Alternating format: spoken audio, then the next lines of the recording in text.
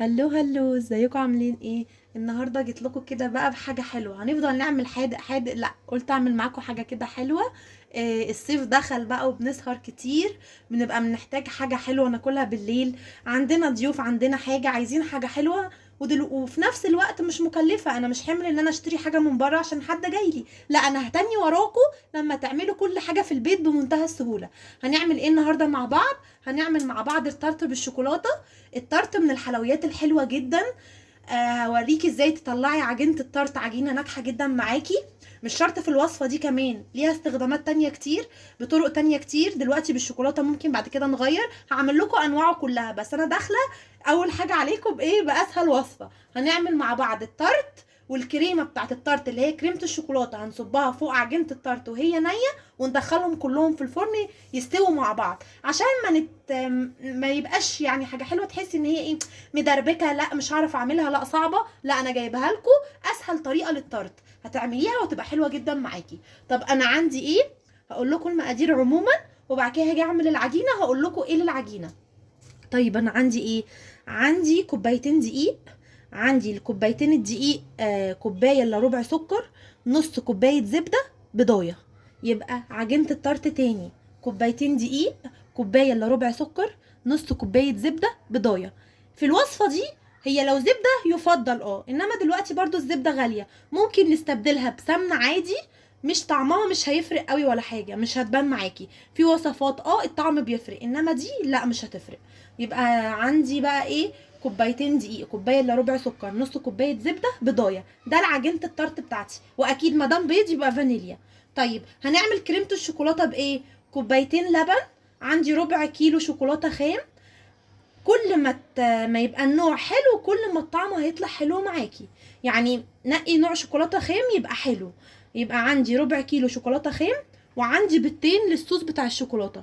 بيض في صوص الشوكولاته هتستغربوا طبعا، ايوه بيض في صوص الشوكولاته، وهتعمليه هو دوت ماده الربط عندي. انا مش حاطه نشا ولا حاطه دقيق ولا حاطه حاجه، فالبيض هو اللي هيربط معايا الصوص بتاعي، ومش هيبان خالص انها معموله ببيض اساسا. يبقى عندي ايه؟ كوبايتين لبن، ربع كيلو شوكولاته خام، عندي بيضتين، عندي ديت ايه، معلقه نسكافيه كبيره ومعلقه قهوه وكيسين فانيليا. انا بحب التارت اي حاجه بالشوكولاته عموما بحب احط لها كده نسكافيه او قهوه، بتعلي التست قوي. فيلا بقى بينا نعمل مع بعض العجينه. بسم الله الرحمن الرحيم. جبت بقى البوله بتاعتي اهي، نعمل مع بعض العجينه بتاعت التارت. ادي البيضه بتاعتي، هحط عليها كيسين الفانيليا. انا بصراحه يعني بحط كيسين، ما بعترفش بالفانيليا دي قوي، انا بحب السايله. بس لما جيت اعمل الوصفه اكتشفت انها خلصت عندي، عشان كده هحط ايه، كيسين. وهحط السكر، بسم الله. وهحط الزبده بتاعتي. زي ما قلت لك الوصفه دي مش هتفرق معايا قوي، زبده سمنه عادي، المتوفر عندك وامكانياتك اعمليها. هنزل الزبده بتاعتي. عجينه التارت احنا ما بنضيفش اي سوائل، لا ميه ولا لبن ولا اي حاجه. اللي بيدمجهم مع بعض هي السمنه. احتجت سمنه هزود معاكي. وهضيف كميه الدقيق كله مع بعضه، مش قلتلكوا مش هتحسوا بصعوبه خالص وانتوا بتعملوه. ضفت كميه الدقيق كده كلها. ودلوقتي هضيف ايه، رشه ملح. انا بحب بصراحه احط في اي عجينه بعجنها رشه ملح سنه يعني. هبتدي بقى ان انا اعجنهم بايدي برضه، عشان ما تقلقيش وانت بتعجني عجينه التارت. عجينه التارت يا جماعه من العجاين اللي بتبقى مفرفكه، ما بتلمش في ايدك اساسا. يعني انت هتفضلي تعجني فيها لما الدقيق بس يختفي، انما هي مش هتكمل، مش هتعمل معاكي كتله عجين كده زي كاننا بنعجن عجينه، لا خالص. هبتدي بقى ان انا اعجنها كويس لحد ما الدقيق يختفي معايا. زي ما قلت لكم انا فضلت اعجن فيها كده لحد ما الدقيق كله اختفى معايا. الدقيق ما اختفاش، بتفرق من دقيق لدقيق. ممكن تحطي معلقه سمنه تاني لحد ما الدقيق يختفي. شايفين يا جماعه هي مفروله ازاي؟ بس لما بمسكها بتبقى ايه، بتبقى عجينه. هي دي عجينه التارت، ما بتلمش زي ما قلت لك، تبقى عجينه. لقيتيها بالمنظر ده ما تقلقيش خالص، هو نجاحها كده اساسا. انا كده عجنتها كويس جدا ومش محتاجه اعجنها اكتر من كده. هعمل ايه، هدهنها، هفردها كده في الصينيه واوريها لكم. شايفين يا جماعه، اديني اهو فردت العجينه بتاعه التارت بتاعتي. انا فردتها في صينيه ايه، الصواني اللي هم التلاتة بتوع البيتزا دول، خدت اكبر واحده.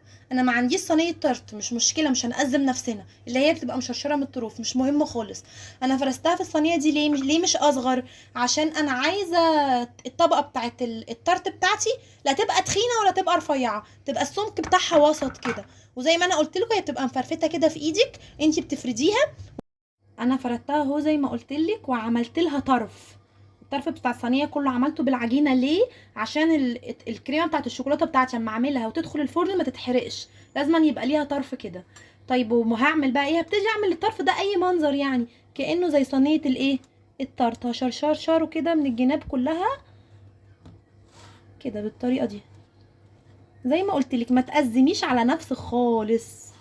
مش عندي الحاجه هعقد نفسي، لا هعملها برضو. يكفي ان انا هعملها بايدي يعني. انتي فاهمه؟ بدل ما تشتري جاهز. بصراحه انا ضد دلوقتي ان احنا نشتري اي حاجه من الشارع. الاسعار بقت غاليه جدا وربنا يرحمنا. وغير كده وكده كمان، والبيت حاجته انضف بكتير. يكفي ان انتي بتعملي لاولادك حاجه انتي مطمنه ان هي حاجتها جودتها كويسه، مش ضامنه مصدرها ايه. فاهمين قصدي؟ وبرضه شوفوا قيسوا، لو انا هشتريها من بره، انا معايا كام طفل، هشتريها بكام؟ لا انا هعملها اوفر واحلى. انا عملت اهو التارت اهوت زي ما قلت لكم الحرف بتاعه. يلا بقى مع بعض نعمل كريمه الشوكولاته على النار. عندي بقى يا جماعه جبت الحله بتاعتي على النار اهو. هبتدي ان انا اعمل ايه؟ هبتدي ان انا اضيف اللبن بتاعي، كوبايتين اللبن اللي قلت لكم عليهم.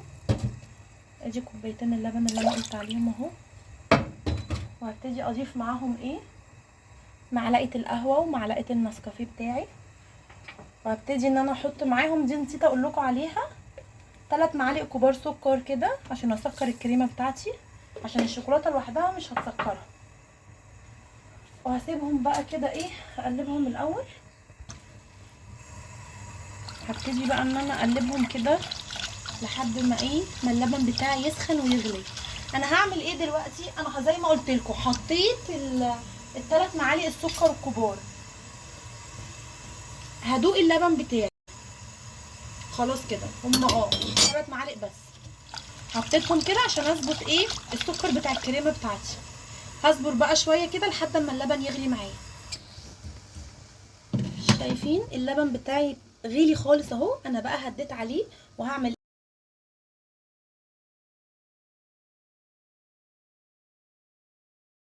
شايفين انا فضلت اقلب فيها زي ما قلت لكم اهو لحد ما سخونيه اللبن سيحت الشوكولاته معايا خلاص يعني. انا هعمل ايه دلوقتي؟ انا مش محتاجه اكتر من كده اهو يا جماعه. زي ما قلت لكم انا طفيت عليها النار خلاص وخرجتها.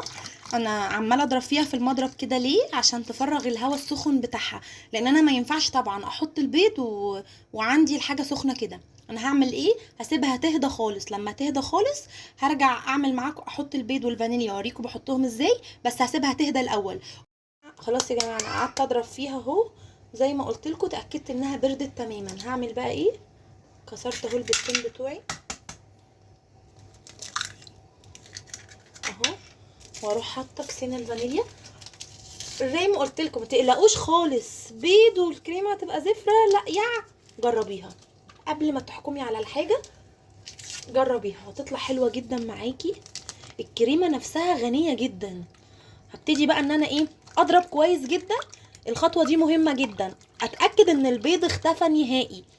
انا بضرب اهو كويس جدا معاكم لحد اما احس ان البيض خلاص ما بقاش ليه ملامح. بسم الله الرحمن الرحيم. حلو جدا كده. ادي صينيه التارت بتاعتي. هبتدي انزل بقى. شايفين اصلا القوام بتاعه وهو نازل عامل ازاي؟ يعني تحفه جدا اهي. انا عملت صبيت كل حاجه اهو في الصينيه بتاعتي، وشايفين اهو لحد الحرف يعني الصوص بتاعي الكريمه بتاعتي مش طايله الحرف عشان ما تتحرقش مني في الفرن.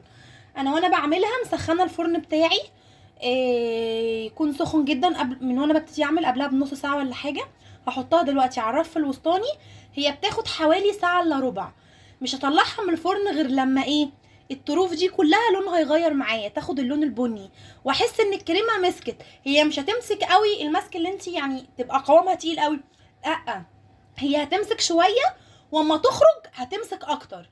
انا بعتمد على ايه؟ اما اللون ده كله يحمر معايا هدخلها الفرن وهتستوي وارجع لكم تاني. شايفين يا جماعه ادي صينيه التارت بتاعتي اهي بعد ما خرجت من الفرن. انا عايزه احركها لكم بس شايفين متماسكه جدا، مش قادره امسكها من سخونيتها، متماسكه جدا معايا. طب انا هعمل ايه دلوقتي؟ هي خلاص الطروف احمرت واستوت زي ما انا ما قلت لكم، خدت حوالي ساعه الا ربع زي ما انا قلت لكم بالظبط. هسيبها تهدى خالص عشان اقدر ان انا ازينها. هسيبها تهدى خالص كده شويه ونرجع نزينها مع بعض.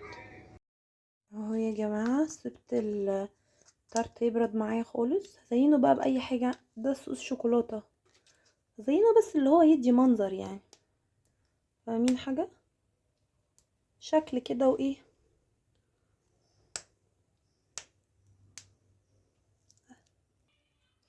شايفين انا وزعتها كده بشكل عشوائي، مش محتاجة اكتر من كده، مجرد بس ايه شكل بسيط فيها عشان بقى تاخدي نتيجة احلى واحلى للتارت بتاعي.